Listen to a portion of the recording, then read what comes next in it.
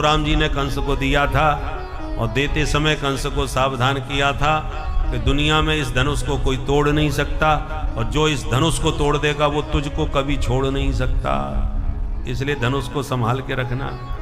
तो कंस वो धनुष बहुत संभाल के सभा में रखता था। भगवान की दृष्टि पड़ी तो बोले दाऊ दादा आप आज्ञा करो तो ये धनुष अनेक मैं उठा के देख लूं। दाऊ जी बोले अपने मामा जी को धनुष है, प्रेम से उठा। तो भगवान धनुष के पास गए। धनुष के पास बड़े बड़े वीर सैनिक उसकी सुरक्षा में खड़े थे। हंसते हुए बोले कल का बच्चा दूध के दांत भी नहीं गिरे होंगे और महाराज का धनुष उठाने चला है, ये कोई साधारण धनुष है? भगवान सुन के मुस्कुराए, धनुष के पास आए और बाएं हाथ से ही भगवान ने एक झटके में धनुष को उठा लिया। करेण वामेन सलील मुद्रितम सज्जम चकृत्वा निमिषेण पश्यताम। एक निमिष में पलक झपकते वाम कर कंज से धनुष उठा के जो ही उस पर प्रत्यंचा चढ़ाना चाहा कि धड़ाम भयंकर शब्द हुआ, धनुष के दो टुकड़े हो गए। ध्वनि धनुष के टूटने की ऐसी व्याप्त हो गई कि जसाएं गूंज गई, कंस कांप गया, धरती हिल गई। कंस चिल्लाया ये क्या हुआ? सैनिकों ने कहा सरकार आपके भांजे ने आपका धनुष तोड़ दिया। सुनते ही कंस थर थर कांप गया, मन में विश्वास हो गया हमारी भी गारंटी खत्म, अब हम बचने वाले नहीं। बुरी तरह घबरा गया और भगवान लौट के विश्राम करने चले गए। रात में कंस को नींद ना आवे, थोड़ा सा झपका नींद का आवे तो खतरनाक सपने आवे। मरने से पहले मौत इशारा करती है और मृत्यु के क्या इशारे हैं ध्यान से सुनिए, उन इशारों को समझने की कोशिश कीजिए। जो व्यक्ति की मौत 2-4 दिन में ही होने वाली है उसको स्वप्न में जो मरे हुए लोग हैं वो दिखाई पड़ते हैं और बार बार उसे अपने गले लगाते हैं। तो मृतात्मा जो मर चुके हैं वो बार बार तुम्हें अपने गले लगाएं तो समझ लो तुम भी जैसी आराम होने वाले हो। दूसरी पहचान, चलते समय परछाई में छेद दिखाई पड़े या परछाई में आपका सिर ही आपको नजर ना आवे। अचानक प्रतिबिंब दिखाई पड़ता है ना, परछाई धूप में चल के देखो तो परछाई में छेद या छेद नजर आवे या सिर गायब नजर आवे तो समझ लो आपका समय हो गया पूरा। तीसरी विशेषता, कान अब जब बंद कर लेते हैं दोनों अंगूठे से कान को एकदम बंद कर लो तो आपको भीतर से एक विचित्र ध्वनि सुनाई पड़ती है, उसको प्राण घोष भी कहते हैं, उसको नाद ब्रह्म भी कहते हैं। भीतर से आपको एक गूंज सी सुनाई पड़ेगी, ओंकार की ध्वनि। और नित्य प्रति सुनने का अभ्यास करोगे तो आपको बिल्कुल स्पष्ट सुनाई पड़ने लगेगी, पर शांत वातावरण में जब कान बंद करके सुनोगे तब सुनाई पड़ेगी। और जिस दिन वो गूंज सुनाई न पड़े तो समझ लो जैसी आराम हो गए। मरने से पहले वो ध्वनि समाप्त हो जाती है। अभी कान बंद मत करना, अभी तो कथा सुनना। घर में जाके कान बंद करके अकेले में शांत बैठ करके सुनना, तब वो गूंज सुनाई पड़ेगी। तो ये सारे लक्षण कंस को दिखाई पड़ने लगे मृत्यु के, तो उसका भय और दुगना हो गया। इतना डर गया कि अब तो उसको हर काली चीज से भय लगने लगा, हर काली चीज में उसे कन्हैया नजर आने लगा।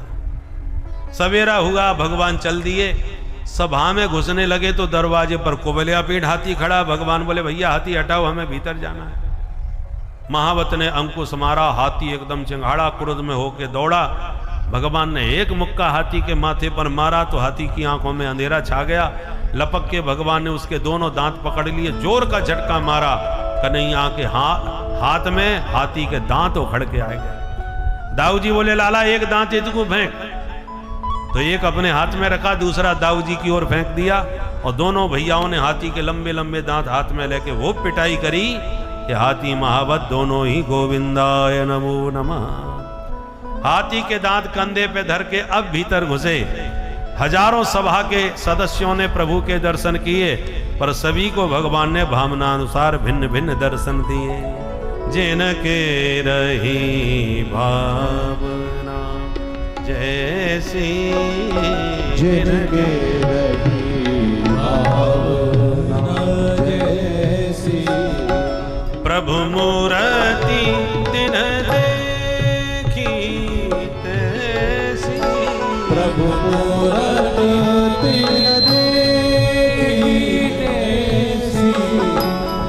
जिनके रही भावना जैसी, जिनकी रही मल्ला नाम निर्णाम नरवर स्त्रीणाम स्मरो मूर्तिमान गोपानां स्वजनो सदां चिदभुजां आस्था स्वपित्रो शिशु मृत्युरभोजपते विराट विदुषा तत्त्वं परम योगिना प्रश्नीणां परदेवतेति विदितो रंगं गता साग्रज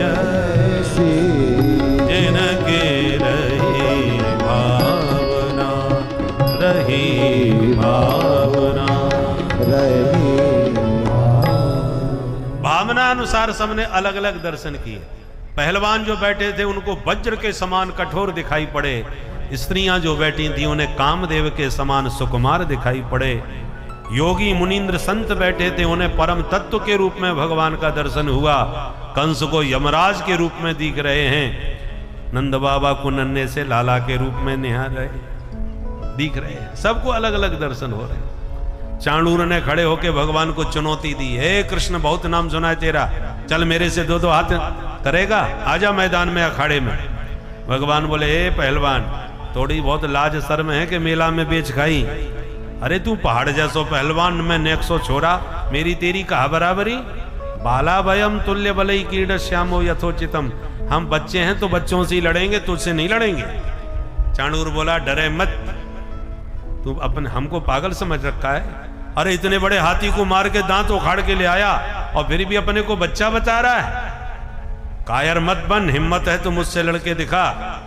ब्रजवासी दौड़ के आगे, कन्हैया डर पियो मत, हम काय को आए तेरे संग में, अपने आप को अकेलो मत समझियो, दिखा दे पूतना बारे हाथ। भगवान बोले अच्छा ये बात, तो फिर आजा मैदान में। कमर में बांध पीताम्बर कूंद पड़े अखाड़े में, तो बले न सह मुष्टिका, उसका बड़ा भाई था मुष्टिकासुर, वो बलराम जी की ओर देख के बोला तुम खड़े खड़े क्या देख रहे हो, आओ मैदान में। दाऊ जी बोले हम यही देख रहे थे कि कोई जोड़ीदार मिल जाए तो मामा के अखाड़े में हम दो हाथ दिखा दे, आजा मैदान में। तो बले न सह मुष्टिका, बलराम जी मुष्टिकासुर से भिड़ गए। अब जो भयंकर युद्ध हुआ, हाथ में हाथ, एड़ी से एड़ी फंस गई महाराज, बड़ा भयंकर द्वंद युद्ध, कोई ऊपर कोई नीचे, बड़ी देर तक युद्ध चला महाराज, कोई फैसला नहीं। जब बहुत देर हो गई तो कंस आपा खो बैठा, सिंहासन पर, बहुत ऊंचे सिंहासन पर खड़े होकर के बोला चाणूर मार चाटा कर दे चकनाचूर। जोश में आकर के चाणूर ने एक मुक्का मारा, भगवान ने कहा तूने मुक्का मार दिया तो एक चांटा मेरी भी चाक ले। दौड़ के भगवान ने उसके गाल में एक चांटा मारा, एक चांटे में चारों कोने चित गिरा, चाणूर चकनाचूर हो गया। दाऊ जी ने देर नहीं लगाई, घुमा करके एक मुष्टिका सिर पर जमाई तो मुष्टिकासुर ढेर हो गया। सल तो सल आए, उन्हें भी परलोक पहुंचाए। कूट नाम का दैत्य आया तो दो मुक्के में कन्हैया ने कूट को भी कूट दिया। बाकी के पहलवान अपने आप ही भगदड़ मच गई, भागने लग गए। जैसे ही पहलवानों में भगदड़ मची, कंस आपा खो बैठा, चिल्लाने लग गया पकड़ लो इन दोनों बच्चों को, जिंदा न जाएं, इन्हें मारूंगा, इनके बाप को मारूंगा और अपने बाप को भी मार डालूंगा। तो भगवान समझ गए इसका बैलेंस बिगड़ गया, इसका संतुलन बिगड़ गया। भगवान ने दौड़ के एक छलांग मारी, कंस के सिंहासन पर पहुंच गए गिरधारी, पकड़ के मामा की चुटिया हिला डाली। कंस थर थर कांपने लगा। भगवान बोले पापी, तूने मेरी माँ देवकी को विवाह के अवसर पर केस पकड़ के गिराया, केशव तेरे केस पकड़ने आया। और घुमा करके भगवान ने उसकी चुटिया हिलाई और एक धक्का बड़ी जोड़ का मारा सिंहासन से, चक्कर खा करके कंस धरती पर गिरा। सुखदेव जी वर्णन करते हैं, चाणूरे मुष्टिके कूटे, सले तो सल के हते, शले को शल के हते, शले को शल के हते। ऐसे प्रभु मल्ला, सर्वे प्राण परी सभा, सर्वे प्राण परी सभा, सर्वे प्राण परी सभा। हे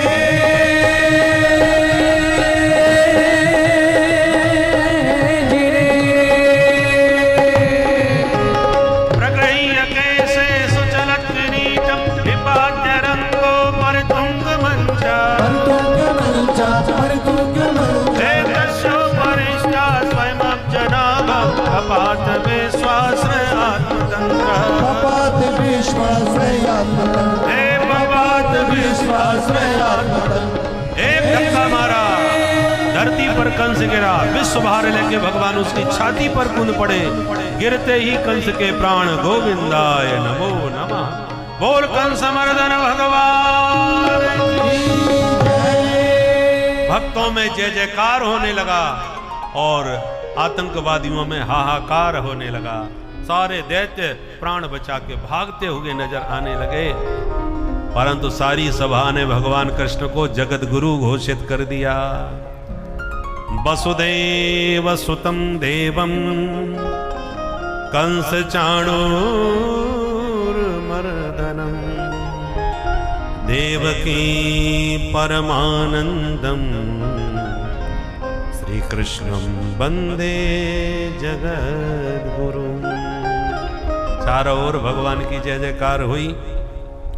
भगवान ने तुरंत जेल खाने में जाकर के अपने नाना उग्रसेन और माता पिता देवकी वसुदेव को बंधन से मुक्त किया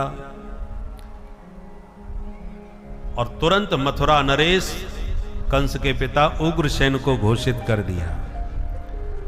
व्यापारी जो बाहर भाग गए थे कंस के आतंक से पीड़ित होकर, उन्हें जब पता चला कि धर्मनिरपेक्ष सत्ता गई रसातल में, अब तो धर्मानुशासित सत्ता महाराज उग्रसेन की स्थापित हुई है, तो सब लौट लौट के अपने देश वापस आ गए, अपने घरों में लौट आए। भगवान ने नंद बाबा को समझा बुझा के ब्रजवासियों के साथ वृंदावन वापस लौटा दिया और कहा बाबा मैं बहुत जल्दी मिलने आता हूं। गर्गाचार्य जी ने दोनों भैयाओं का जनेऊ संस्कार किया और पढ़ने के लिए मध्य प्रदेश में उज्जैन में भेज दिए। मथुरा से भगवान रथ में बैठ के उज्जैन में आए, महाकालेश्वर की नगरी में। उस समय सबसे बड़ा विश्वविद्यालय, जिसको प्राचीन भाषा में गुरुकुलम कहा जाता था, प्राचीन गुरुकुलों में सांदीपनी मुनि महाराज के आचार्यत्व में यह गुरुकुल चलता था। वहीं पर भगवान ने शिक्षा अध्ययन किया उज्जैन में, और शिक्षा में पारंगत होकर जब चलने लगे तो गुरुजी का मरा हुआ बेटा ही यमराज के घर से वापस जिंदा करके ले आए और गुरुदेव की गुरु माता की गोदी में लाके बैठा दिया। और इसी गुरुकुल में भगवान की मित्रता सुदामा नाम के अकिंचन ब्राह्मण से हुई, जिसकी कथा कल आप विस्तार से सुनेंगे। किंतु लौट के जब प्रभु मथुरा आ गए तो ब्रजवासियों की बहुत याद सताने लगी। तो एक दिन भगवान अपने मित्र उद्धव जी से बोले, मित्र उद्धव, मुझे अहरनिश अपने ब्रजवासियों की बहुत याद आती है। मथुरा में मेरे सुख सुविधा की कोई कमी नहीं है।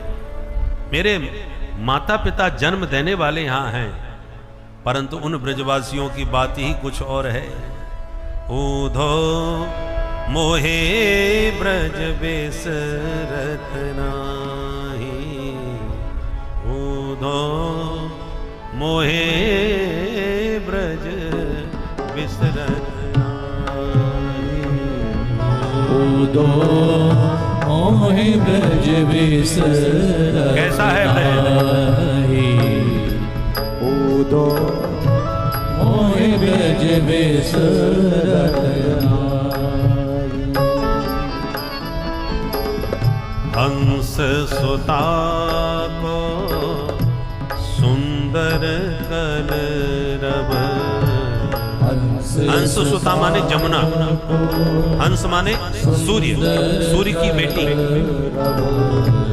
हंस सुता को सुंदर कलरव, हंस सुता को सुंदर कलरव। और कदमन की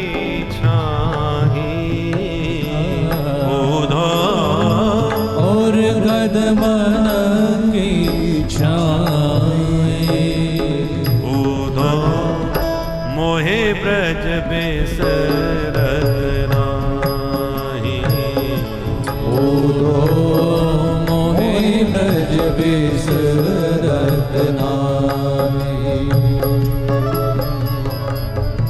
यह मथुरा कंचन की नगरी, यह मथुरा कंचन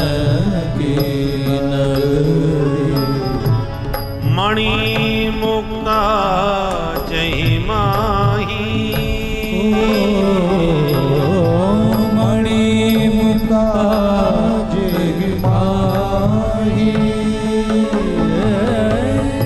जब ही सुरत आवत बासुक की, जब ही सुरत आवत बासुक की, जियऊ मगध सुधि नाही।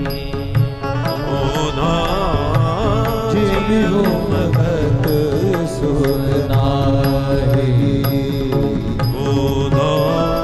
मोहि ब्रज बिसरत नाही। मोहि ब्रज बिसरत नाही। ब्रज का वर्णन करते करते गोविंद इतने भाव बेबल हो गए कि प्रेमाश्रु छलकने लगे, कंठ अवरुद्ध हो गया। उद्धव जी देख करके हैरान हो गए। जिन ब्रजवासियों में गोविंद इतना प्रीति रखते हैं कि उनका नाम लेके उनका स्मरण करके इतने भावुक हो जाते हैं, कुछ तो विशेषता उन ब्रजवासियों में होगी। ऐसी क्या विशेषता हो सकती है? पढ़े लिखे तो वो है नहीं, योग्यता उनमें कुछ है नहीं, तो फिर ऐसा क्या आकर्षण है? उत्कंठा उत्पन्न हुई। भगवान बोले, मित्र उद्धव, प्रेम अन्योन्याश्रित होता है। वो सतत हमको याद करते होंगे, इसलिए हमें उनकी याद आती है। एक ही समाधान है मित्र, एक बार तुम चले जाओ और कुछ ऐसा उपदेश उनको दे के आओ कि वो सदा मेरे निर्गुण निराकार ब्रह्म स्वरूप में ही अपना मन लगाने लग जाएं, मुझे भूल जाएं, तो ही संभव है मैं उन्हें भुला पाऊं। उद्धव जी बोले, जैसी प्रभु की आज्ञा, आप कहो कि मैं चला जाऊंगा, समझाता हूं। भगवान ने तुरंत अपना पीताम्बर ओढ़ा करके उद्धव जी को विदा किया। उद्धव जी जाने लगे, पर मन में विचार करने लगे कि मेरे जैसा पढ़ा लिखा इतना बड़ा विद्वान और उन गमार्ग वालों को मैं समझाऊंगा तो क्या समझाऊंगा? तत्त्वमसि प्रज्ञानम ब्रह्म अहमात्मा ब्रह्म सोहम, ये सब वेद के महावाक्य हैं। इनको जहत अजहत लक्षणा व्यंजना के द्वारा परिभाषित करूंगा तो कोई समझ ही नहीं पाएगा, मेरी भाषा ही उनके पल्ले नहीं पड़ेगी, तो क्या समझाऊंगा? ज्ञानी तो हैं, पर भगवान इसलिए भेज रहे हैं कहीं कि ये ज्ञानी कहीं ज्ञानाभिमानी ना बन जाए, इसलिए इलाज करने के लिए भेजा था। उद्धव जी जब वृंदावन में पहुंचे, सूर्य अस्ताचल की ओर जा रहा था। गाय लाखों की संख्या में आ रही थी, इसलिए धूल से रथ आच्छादित हो गया। ब्रजवासियों को रथ दिखाई ही नहीं पड़ा। नंद द्वार पर पहुंच गए और नंद भवन में प्रवेश किया। नंद बाबा ने जब देखा तो पीताम्बर पर दृष्टि पड़ी। अरे ये पीताम्बर तो मेरे कन्हैया का है, लगता है कन्हैया आ गया।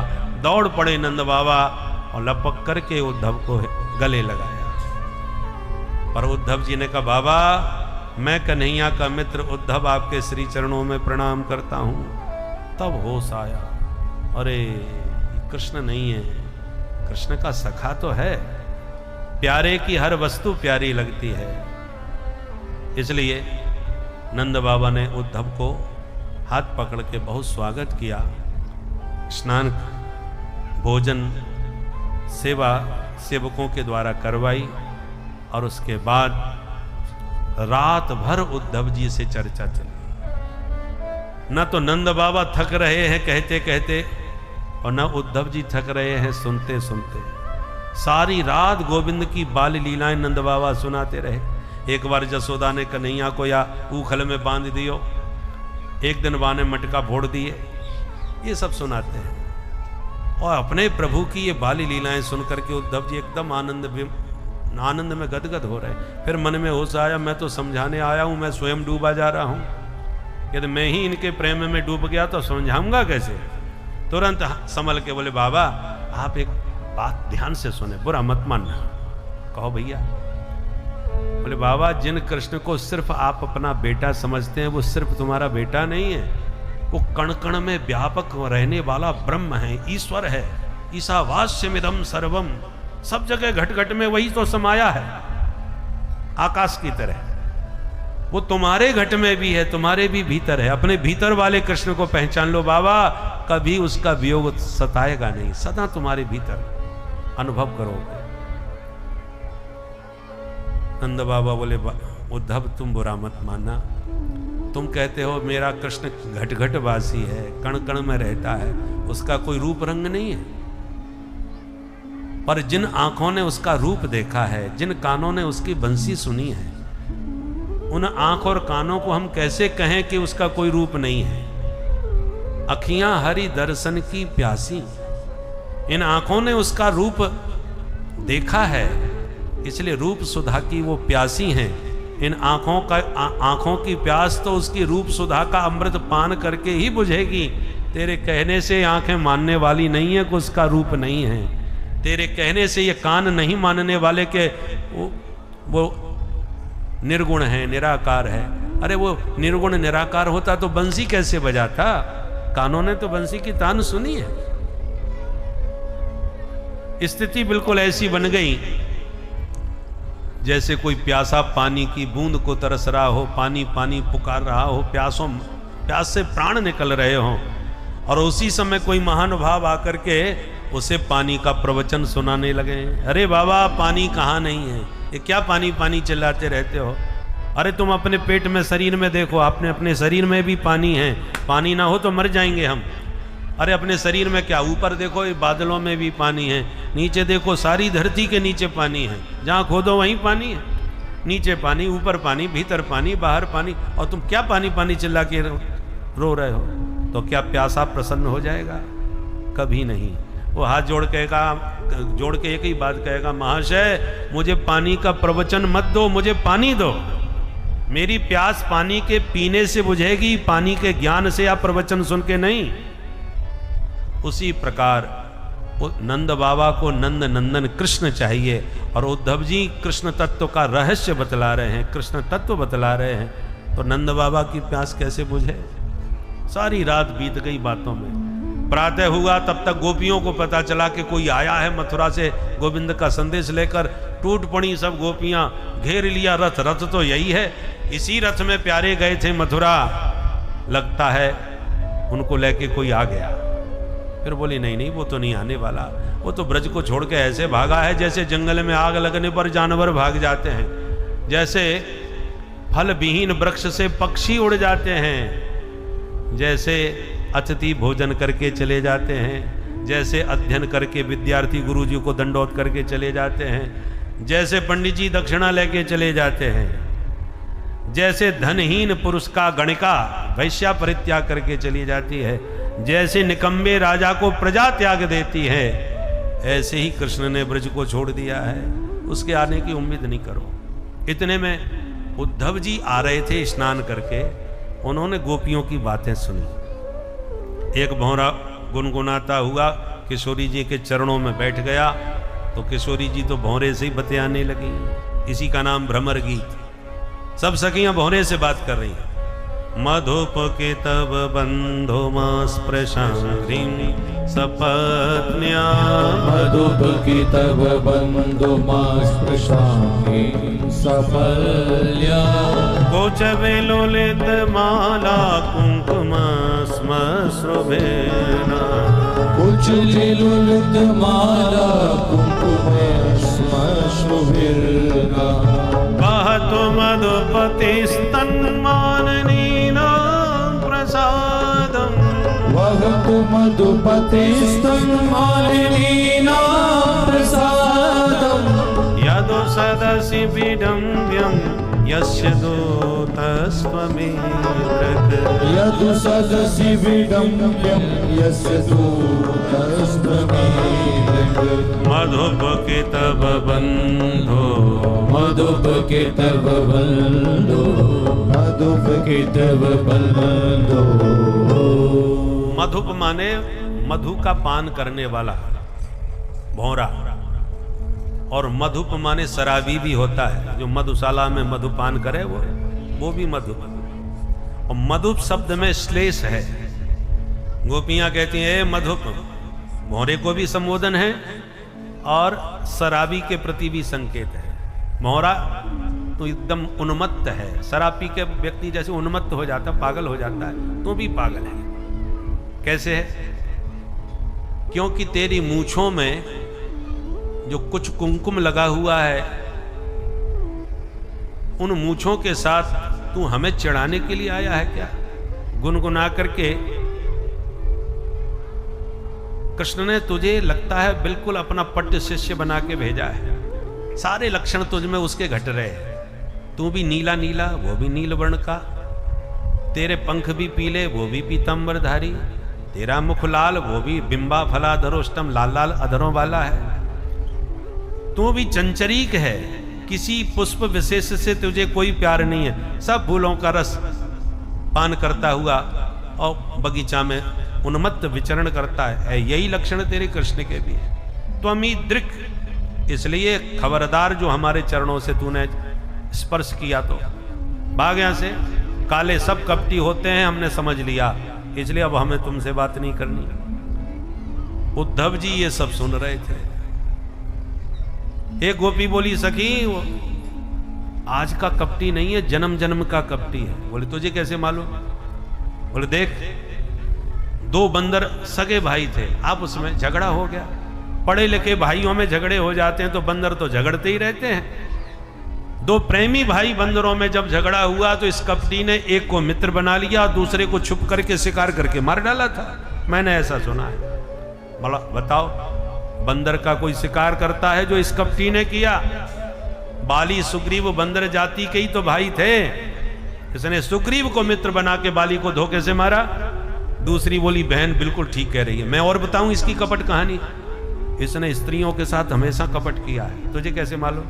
बोले देखो, बेचारी सूपनखा अच्छे खानदान की थी, इनकी सुंदरता पर रीझ गई, कितना बढ़िया ब्यूटी पार्लर से मेकअप करवा के बन ठन के आई, रुचिर रूप धर प्रभु पहे आई।